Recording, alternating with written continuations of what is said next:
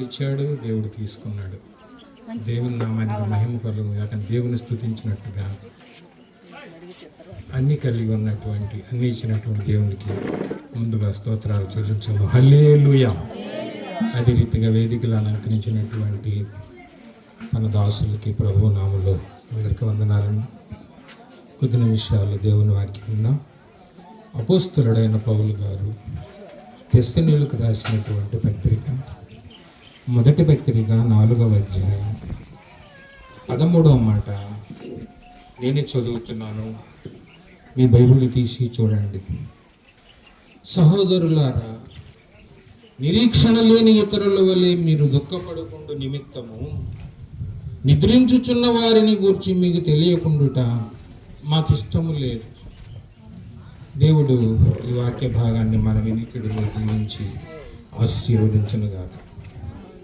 క్రీస్తునందు ప్రియమైన దేవుని బిడ్డలారా, ఈ మాట తెలియనటువంటి వారు దాదాపు ఎవరు క్రైస్తవులు ఉండరని నేను అనుకుంటూ ఉన్నా. ఎందుకంటే ప్రతి జ్ఞాపకార్థ కూడికల్లో లేకపోతే సమాధి కార్యక్రమ కూడికల్లో ఈ మాటలు మనం ఎప్పుడు క్రైస్తవులైనటువంటి వారు వింటూనే ఉన్నాం. అయినప్పటికీ కూడా కొద్ది నిమిషాలు మనం దేవుని వాక్యాన్ని జ్ఞాపకం చేసుకుంటూ ఉండాలి. నిద్రించిన వారి గురించి మీకు తెలియకుండా నాకు ఇష్టం లేదు, దుఃఖపడవద్దు అంటూ ఉన్నాడు. దుఃఖం రాకుండా ఎట్టుంటుందండి? అందరికీ దుఃఖం వస్తుంది. ఒక కుటుంబంలో ఒక వ్యక్తి ఈ లోకాన్ని విడిచి వెళ్ళిన తర్వాత ఎంత ప్రభువుని నమ్మినప్పటికీ కూడా బాధ, దుఃఖం ఉంటుంది. అయితే క్రైస్తవులకి ఇది ఒక నిరీక్షణ అని చెబుతా ఉన్నాడు. అయితే దుఃఖపడకుండా ఉండటం మంచిదని చెబుతా ఉన్నాడు. దుఃఖం వస్తుంది. ఈ చనిపోయినటువంటి వారి గురించి మనం చాలా చూస్తూ ఉంటాం. బ్రతికి ఉన్నటువంటి వారు తను బాగా ప్రేమించి ఈ లోకాన్ని విడిచి వెళ్ళిపోయిన తర్వాత వాళ్ళతో పాటు మిగిలిన వాళ్ళు కూడా చచ్చిపోతున్నారు చాలామంది. ఆరంభంలో అయితే మాత్రం భర్త చనిపోతే వాళ్ళని, భార్యని అలాగా అగ్నిలో కాల్చేసేటువంటి వారు. మీకు ఒక మాట చెబుతున్నాను, ఎంత దూరమో కాదండి, పక్కనే కొండేపులో మా బంధువులు ఉన్నారు, మా మేనమావులు ఉన్నారు. అక్కడ ఒక కానిస్టేబుల్ ఉన్నాడు. గత కొంతకాలం అప్పుడు నేను మన పక్కనే ఊరే.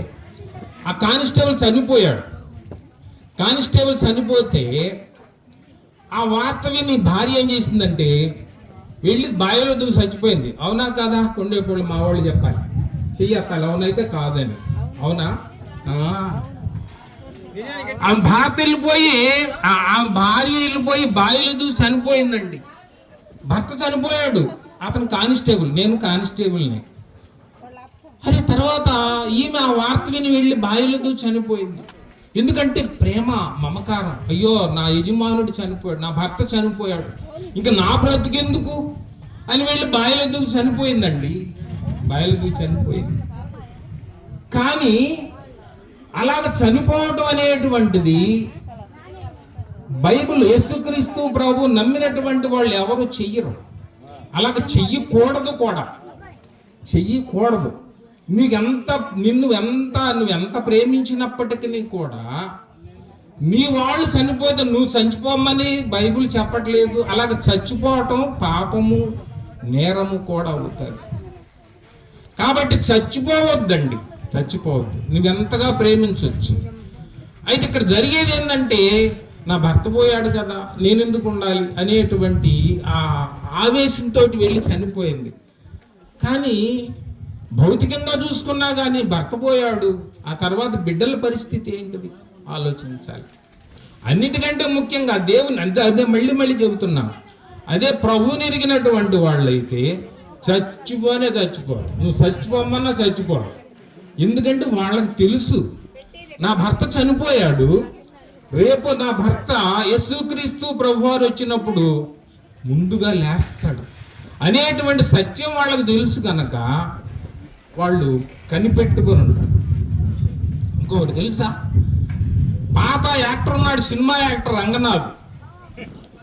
ఆయన భార్య చనిపోయింది, బిడ్డలు బాగా మంచి పొజిషన్, సినిమా యాక్టర్, మంచి గొప్పోడు ఆయన భార్య పోయిన తర్వాత బిడ్డలు బాగా మంచిగా డబ్బు ఉంది, అన్ని చూస్తున్నారన్నీ వస్తున్నారు. కానీ కొద్ది రోజులకి అంత గొప్ప రంగనాథ్ డాక్టర్ గారు, సినిమా యాక్టర్ గారు ఆత్మహత్య చేసుకొని చచ్చిపోయాడు. ఎందుకు తెలుసా? భార్య లేకపోతే ఈ లోకంలో కొడుకులు చూడొచ్చు, కోడళ్ళు చూడకపోయినా, అంటే ఎక్కువ మంది చూడరు అనుకోండి, ఈ మాట అంటున్నందుకు ఏమనుకోవద్దు, అది సత్యం. కోడళ్ళు ఎక్కువ మంది చూడకపోవచ్చు, కానీ కొడుకులు పోగొట్టుకోలేరు మమకారం, కూతుళ్ళు చూడొచ్చు. అయినప్పటికీ కూడా భార్య లేకపోతే ఆ జీవితం చాలా వ్యర్థంగా అనిపిస్తుంది. అంటే తోడు ఒకరికొకరు వృద్ధాప్యంలో. అయితే ఆ రంగనాథ్ కూడా అట్ట చనిపోయాడు. ఇంకో మాట చెప్తున్నాను, అందరు వాక్యం చెప్పాను కదా, ఈ వాక్యం ఎప్పుడో అందరు ఎన్నో చోట్ల మనం వింటూ ఉంటాం. బ్రెన్హామ్ గారు ఉన్నారు, తెలుసు కదా.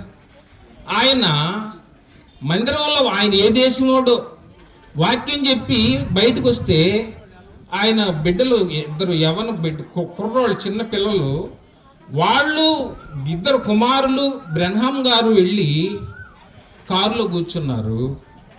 ఆయన కూతురు భార్య ఇంకా ఎవరితోటో మాట్లాడుతూ బయట ఉన్నారు.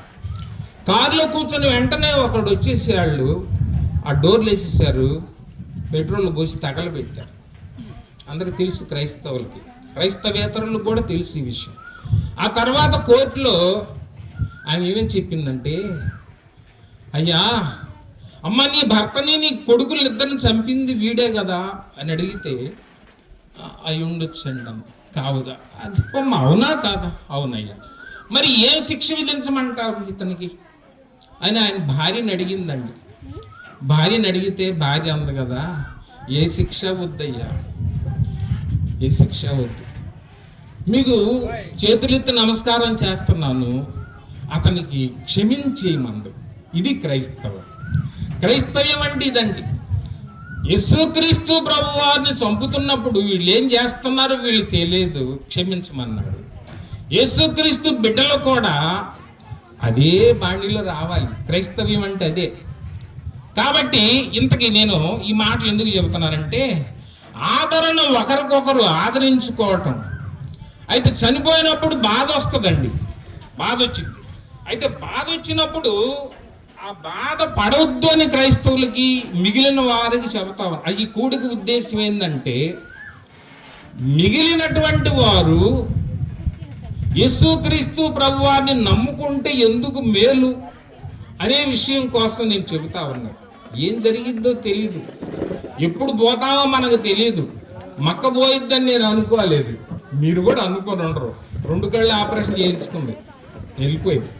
కాబట్టి ఇక్కడ ఒక మాట గమనించాలి.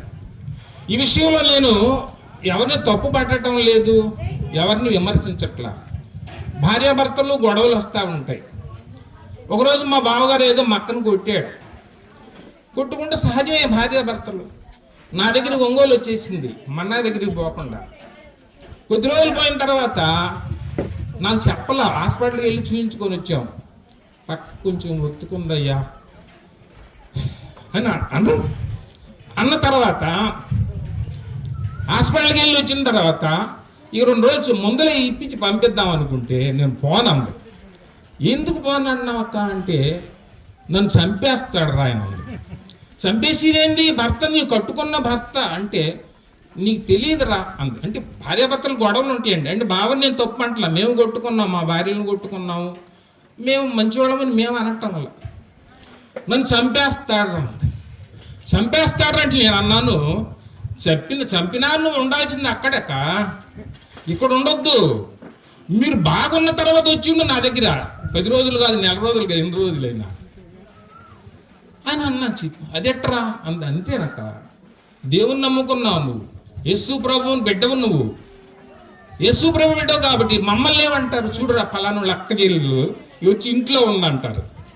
అది మేము భరించటం బాగుంటుందా? నీవు కూడా రక్షణ ఉన్నావు, నువ్వు భర్తను వదిలిపెట్టి పుట్టింట్లో ఉంటే అది దేవునికి మంచిది కాదని చెప్పి అలాగా వచ్చేసింది. తర్వాత ఇప్పుడు బాగానే ఉన్నారు. తర్వాత వాళ్ళిద్దరు ముగ్గురు కొడుకులు ఉన్నారు, బాగా చక్కగా చూసుకుంటారు, చాలా బాగున్నది.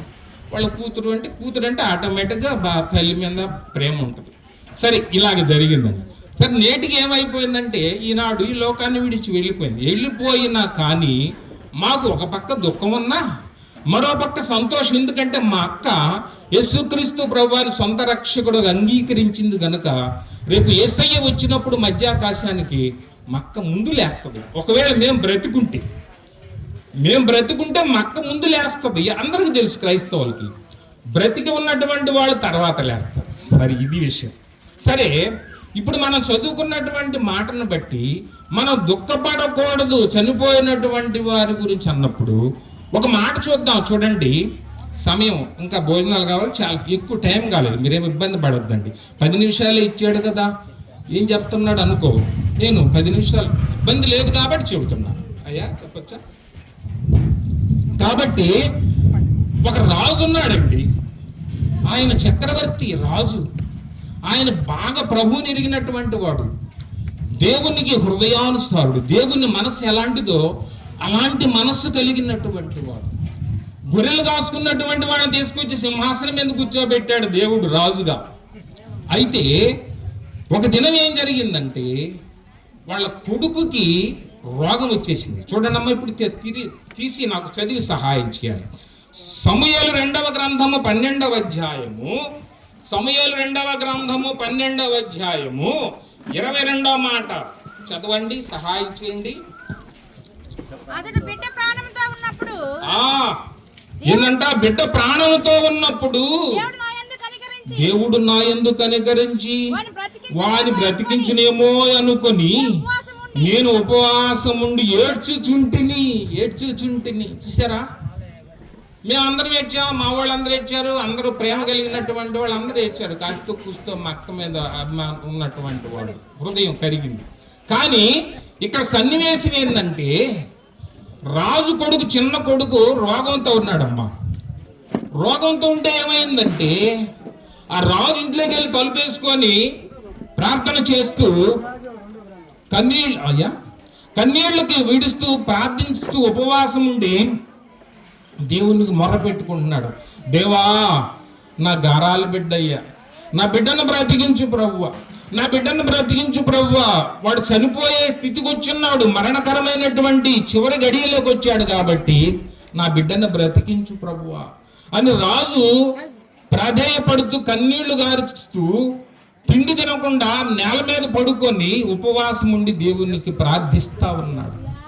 ప్రార్థిస్తా ఉంటే ఎంతమంది వెళ్ళినా రయ్యా రాజుగారు ఒక ముద్ద తిందు గాని అని అంటే కుదరదన్న, నోరు మూసుకొని పోండి, నా బిడ్డ రోగంతో ఉండి నేను అన్నం తినేది అన్నట్టుకున్నా.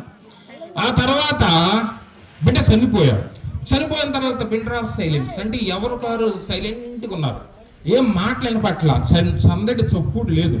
అప్పుడు రాజుకి అర్థమైపోయింది, ఇప్పుడు దాకా వీళ్ళు మాట్లాడుకుంటా ఉన్నారు కదా, మరి ఏం మాటలు ఇవేంటిది అని రాజుకి అర్థమైపోయింది.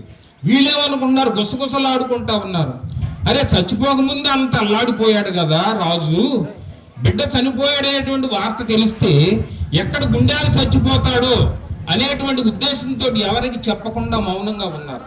ఇందాక నేను చెప్పాను, కుండేపుల భర్త చనిపోయాడనేటువంటి వార్త తెలియగానే, కానిస్టేబుల్ చనిపోయాడనే విషయం తెలియగానే ఆ మాట వినటంతో భార్య వెళ్ళి బావిలో దూసి వచ్చింది. బావిలో పడింది. అవునమ్మా, కుండేపుళ్ళు ఎవరు బావిలో పడితే చనిపోయింది. కానీ రాజు అట్లా చచ్చిపోడు. ఎందుకు ఈ మాట చెబుతున్నానంటే ఆయనకు తెలుసు దేవుని నీతి ఏంటిదో, నా బిడ్డ ఎక్కడుంటాడో అనేటి విషయం ఆయనకు తెలుసు గనుక ఆయన ఏమన్నాడంటే అర్థం చేసుకొని తలుపు తీసి పిలిచాడు రాజు దావీదు. అరే రండిరా అన్నాడు.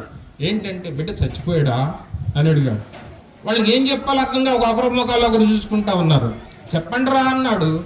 చచ్చిపోయాడు రాజా. మరి చచ్చిపోతే మరి ఎందుకు మీరు ఇలాగ మౌనంగా ఉన్నారు, దుఃఖంగా ఉన్నారు అని వెళ్ళాడు, తలస్నానం చేశాడు, భోజనం తింటారు అన్నాడు.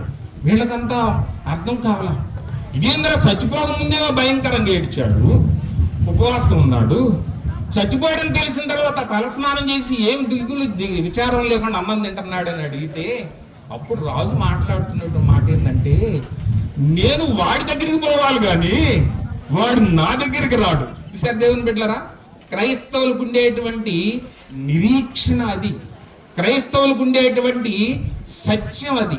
మనవాళ్ళు చచ్చిపోయారు, చచ్చిపోతే చచ్చిపోయాడు. రాజుకు తెలుసు, రాజు అన్నాడు కదా, నేను వాడి దగ్గరికి పోవలసినటువంటి వాడిని, కానీ వాడు నా దగ్గరికి రాడు కదా. మరి నేను ఇంకా మళ్ళీ దుఃఖంతో ఉండి ఆకలితో ఉండి నేను చచ్చిపోతే వచ్చే ఉపయోగం ఏంటిది? వాడు బ్రతికి ఉన్నాడు గనక, బ్రతికి ఉన్నప్పుడు నేనేం చేశానంటే, దేవుడు కనికరం చూపి నా బిడ్డను బ్రతికిస్తాడేమో అనేటువంటి ఉద్దేశంతో ప్రార్థన చేశానన్నాడు. దేవునికి స్తోత్రం చెల్లించుకుందాం. హల్లెలూయా. క్రీస్తునందు ప్రియమైన దేవుని బిడ్డలారా, క్రైస్తవుడి నిరీక్షణ ఇది ఇది ఇది. కాబట్టి చనిపోయినటువంటి వారు అందరూ లేస్తారండి, కాబట్టి భయపడవలసినటువంటి అవసరం లేదు. నేను కూడా తలుచుకున్నప్పుడల్లా ఈ వారం రోజు నాకు ఎక్కువగా కన్నీళ్ళు వస్తాయి, నాకు గట్టిగా ఉండలేను, ఆడవాళ్ళలాగా నేను ఊరకనే ఏడుస్తా. కాబట్టి కానీ ఏడ్చినా కానీ నాకు మళ్ళీ ఒక ఆనందం, మక్క ఖచ్చితంగా వస్తుంది. మళ్ళీ రేపు యేసుక్రీస్తు ప్రభు వారు మధ్యాకాశానికి వచ్చినప్పుడు ఆమె లేస్తుంది మొట్టమొదట. కాబట్టి అందుకే చూడండి, ఇంకొక మాట చెప్తాను, ఇంకొక మాట. కొరింథీయులకు రాసినటువంటి మొదటి పత్రిక ఇయే ఇంకా దాదాపుగా, ఆ తర్వాత అయ్యగారు వాళ్ళకి చెప్తాను. ఇంకొక మాట చెప్పేసి నేను ప్రార్థన చేస్తాను, ముగిస్తాను.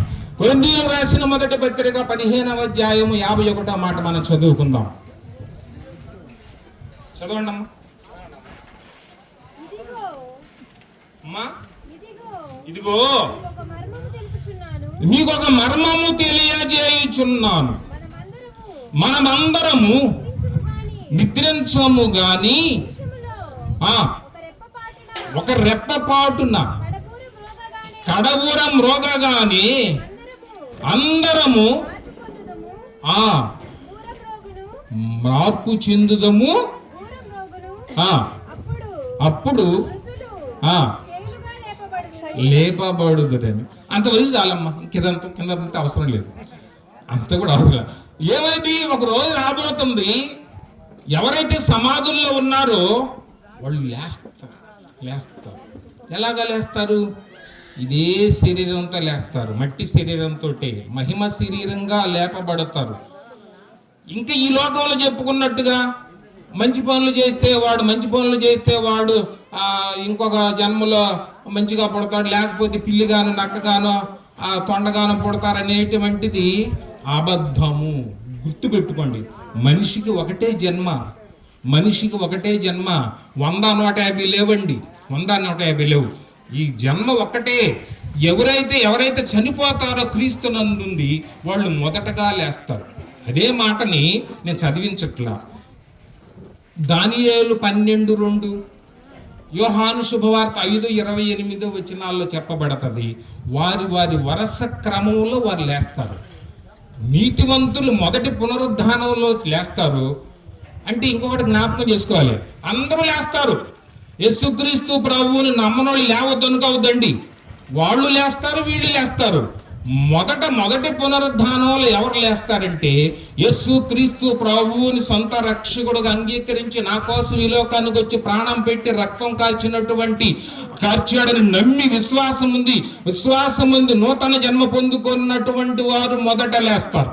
యేసుక్రీస్తు ప్రభు వారు దేవుడు కాదు, ఏమి కాదు, ఆయన ఎవరో ఇతర దేశస్తుల దేవుడు, మాలామాదిగల దేవుడు అనుకున్న వాళ్ళు యేసుక్రీస్తు ప్రభు దేవుడు కాదు అని నమ్మకుండా బ్రతికి ఈ లోకంలో శరీరాన్ని విడిచిపెట్టిన తర్వాత వాళ్ళు లేస్తారు. వాళ్ళు ఎక్కడికి లేస్తారంటే యుగయుగములు నరకానికి వెళ్ళటానికి వాళ్ళు లేస్తారు, అగ్నిగుండంలో యాతన పడటానికి. యేసుక్రీస్తు ప్రభు వారు నమ్మినటువంటి వాళ్ళేమో యుగయుగములు యేసుక్రీస్తు ప్రభు వారు ఆయన నిత్య రాజ్యంలో ఉండటానికి లేస్తారు. గమనించండి. అయితే ఒక మంచి విషయం చెప్పేసి నేను చెప్తాను సేవకులకి. చాలా మంది క్రైస్తవులు అనబడినటువంటి వారు చాలా అపోహలు ఉన్నాయి. ఎంత దూరమో కాదండి. చిన్నప్పుడు నాకు తెలిసి నేను స్కూల్కి వెళ్ళి వచ్చేసరికి మా అమ్మ ఊరికి నవ్విద్ది, అట్లా మా అక్క కూడా మీకు తెలిసేది ఊరికి పెదాల మీద వాళ్ళు నవ్వు ఉంటుంది, హృదయంలో ఎంత వేదన ఉన్నా అట్లా ఉంటుంది. నేను స్కూల్కి వెళ్ళి వచ్చేసరికి మా అమ్మ ఏడుస్తూ ఉంటే ఏమన్నానంటే, ఏందమ్మా ఏడుస్తున్నావు అని అంటే, నాన్న వచ్చేటప్పుడు నేను 3 సంవత్సరాలు ఎప్పుడే మా నాన్న పోయాడు, నేను అంత మంచివాడిని అన్నమాట. అంటే నేను పుట్టాను, మా అమ్మ తాడు దించేశారు అనుకున్నా నేను అనేకసార్లు. నేను పుట్టిన తర్వాత 3 సంవత్సరాలు మా నాన్న అంటే నాకు బాగా తెలియదు. అలాంటప్పుడు అప్పుడే నా చిన్న వయసులోనే మా నాన్న వెళ్ళిపోయాడు. అయిన తర్వాత నేను వచ్చేసరికి మా అమ్మ ఏడుస్తూ ఉంటే, ఏంటమ్మా ఏడుస్తున్నావంటే, నాన్న వచ్చాడు అంటే నేను అన్నాను కదా, నాకు తెలియక అమాయకం, వస్తే మేము వచ్చిందా ఉంచవచ్చు కదా అని అడిగా. వస్తే ఏం చేసి ఎక్కడికి పోయాడనంటే, రావడం అంటే అది కాదయ్యా, సోది అడిగితే సోదిలో వచ్చాడని అన్నారు. చూసారా, సోదిలో వచ్చాడంట మా నాన్న.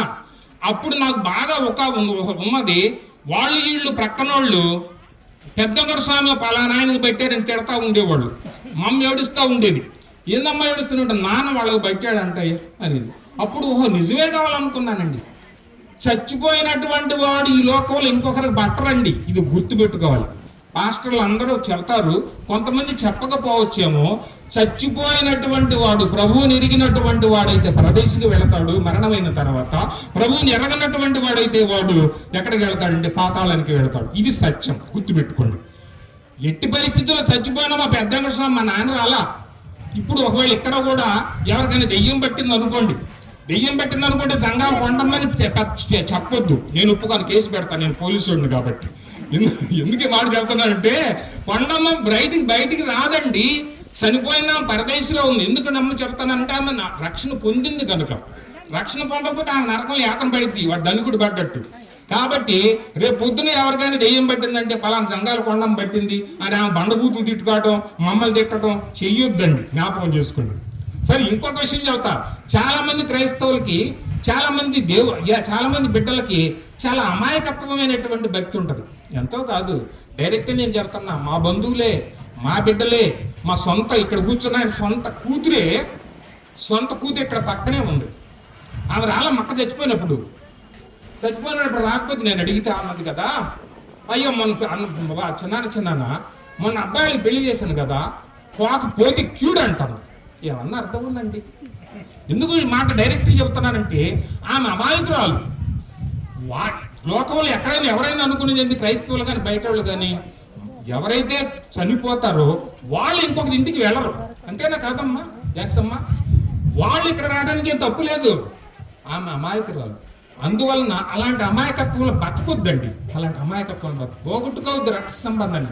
నాకు బాధ అనిపించింది, ఏంటమ్మా రాలేదంటే, రాకూడదు చిన్నాన్న, పిల్లకి పెళ్లి చేశాను కదా, పిల్లకి పెళ్లి చేస్తే దేవుడు అంటాడా? అనడు. కాబట్టి దీన్ని బట్టి పోగొట్టుకోవద్దు, రక్త సంబంధాలకు దూరం అయిపోతారు బంధువులు, రక్త సంబంధికులు. ఇది చాలా తప్పు అని నేను చెబుతూ, ఇంకా ప్రభువును కనుక అంగీకరించకపోతే ఇప్పుడైనా సొంత రక్షకుడిగా అంగీకరించండి, నిత్యరాజ్యానికి వారసులు కానీ. ఈ వాక్యాన్ని దేవుడు మన ఎన్నికడలో దీవించి ఆశీర్వదించును గాక. సమయాన్ని అధ్యక్షుల వరకు అప్పచెబుతాం. మరి చక్కగా మరి కుటుంబంలో సొంత సోదరు కనుక మరి కుటుంబం విషయాలు దేని వాక్యం ద్వారా మరి కొన్ని మాటలు తెలిసిన మరి ప్రవర్ గారికి మరి వచ్చమైన మరణాత మరి సంఘంలో మరి